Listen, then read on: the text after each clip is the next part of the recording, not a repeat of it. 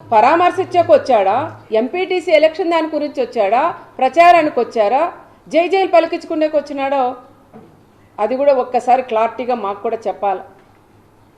మరి MPTC election అంటున్నావు, నీకంతే దమ్ము మీ అయిపోయి మీ ఎమ్మెల్యే, మీ మాజీ ఎమ్మెల్యే ఉన్నాడు, మీ మాజీ ఎమ్మెల్యే రాష్ట్రం అంతా జరిగింది ఎలక్షన్లు, మరి అందరూ ఎంపీపీలను చేసుకున్నారు.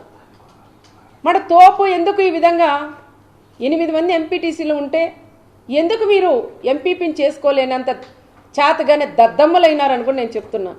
నాకుండేది ఒకే ఎంపీటీసీ, నువ్వు 9 మంది ఎంపీటీసీలు మీరు కనుక్కున్నావు, ఒక ఎంపీటీసీ మీకు చనిపోయినారు, 8 మందే మీకు ఉన్నారు. అది కూడా ఒకసారి గుర్తు చేసుకోండి. 8 మంది ఎంపీటీసీలు మీకు ఉన్నారు, నాకు ఒక ఎంపీటీసీ ఉన్నారు.